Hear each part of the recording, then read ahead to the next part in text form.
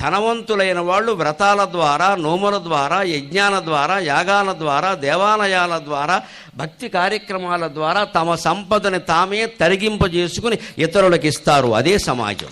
అదే వాళ్ళకి ఇచ్చేసామనుకోండి, వాళ్ళ కళ్ళల్లో ఆనందం జీవితాంతం చూస్తాం. మనం ఎన్ని మేడలు కట్టుకున్నా మనం ఆనందం ఎంత. మనం చూసి అసూయపడేవాళ్ళు చాలామంది ఉంటారు. వాళ్ళ కళ్ళు చూస్తే మనకి మళ్ళీ నరఘోష అంటాం. పెద్ద పులి బొమ్మోడి పెట్టుకుంటాం అక్కడ నరఘోష అని. లేదా చైనా వాడు ఇచ్చిన పెద్ద పొట్టన్నవాడు బొమ్మోడి పెడితే ఎన్ని బొమ్మలు పెడుతున్నారో. ఈ బొమ్మల వల్ల ఎప్పుడు ఘోష పోతుందండి. వంకర పనులు మానేస్తేనే ఘోష పోతుందండి. శుభ్రంగా సంపాదించాడు మళ్ళీ బొమ్మ ఒకటి పెట్టాను ఇక్కడ. ఈ బొమ్మలు కూడా చైనా వాడు అమ్ముతాడు. వాడెంత చెత్త సుత్తు. ఆ దేశంలోనే దేవుడు అంటే నమ్మకం లేదు. మాది నాస్తిక దేశం. వాడు తయారు చేయడం పెట్టండి బొమ్మల్ని అర్థం లేకుండా. ఇక్కడ దేవుళ్ళ బొమ్మలు, ఇక్కడ ఆచార్యుల బొమ్మలు చైనాలో చేయిస్తున్నారండి పట్టుకెళ్ళి. నాస్తిక దేశం అది. భక్తి లేని వాడు దేవుడు బొమ్మ తయారు చేయడం పెట్టండి. ఎలా చేస్తాడు అసలు? అది చేస్తే పనికొస్తుందా? అందులో భక్తి ఉంటుందా? తగాదాలో గొడవలో ఉంటుంది. ప్రతి ఓటమి ఒక విజయానికి మెట్టే ఖచ్చితంగా. ఒక్కసారి ఓడిపోయామంటే మర్నాడు గెలవడానికి సిద్ధంగా ఉన్నామన్నమాట. అందుకని ఓటమిని స్వీకరించాలి ఖచ్చితంగా. ఓటమిని దాచిపెట్టుకోవద్దు, చెప్పడానికి మొహమాట పడొద్దు, దాన్ని కప్పెయ్యద్దు. ఓటమి ఎదురైంది అంటే గెలుపు రావడానికి సిద్ధంగా ఉందన్నమాట. అప్పుడు ఆ ఓటమిని మనం ఖచ్చితంగా జయించగలుగుతాం కదా. బాగా ఒక్కబోస్తుందంటే అర్థం ఏమిటో తెలుసా? వర్షం కురుస్తుంది అని అర్థం. వేసిన కురుపు బాగా సొలుపు పెడుతుందంటే అర్థమవుతుంది తెలుసా? త్వరలో పగిలిపోతుందని అర్థం.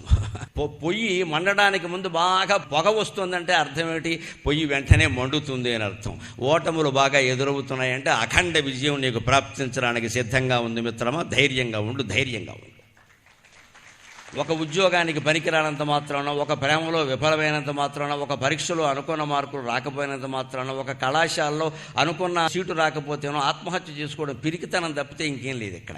బతకడానికి 100 మార్గాలు ఉన్నాయి, చావడానికి ఒకటే మార్గం. చచ్చిన తర్వాత ఇంకేం లేదు ఇక్కడ.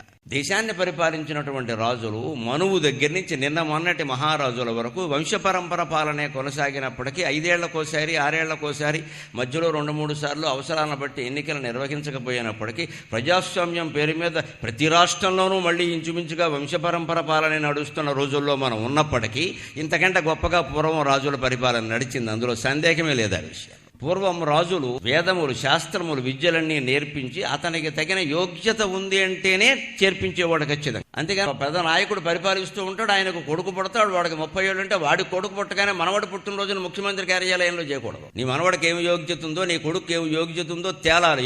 ఇవాళ యువతరం వేసుకోవలసిన మొదటి ప్రశ్న ఇది. మీరందరూ ఎందుకు ఈ దేశంలో నాయకులు కాలేకపోతున్నారు? వంశపరంపర పాలన ఎందుకు నడుస్తుంది? నేనెందుకు కాలేకపోతున్నా? వాడెవడో ఎందుకు అవుతున్నాడు? ఎవడకో పుట్టినంత మాత్రానే. పుట్టడం ఒకటే అర్హత.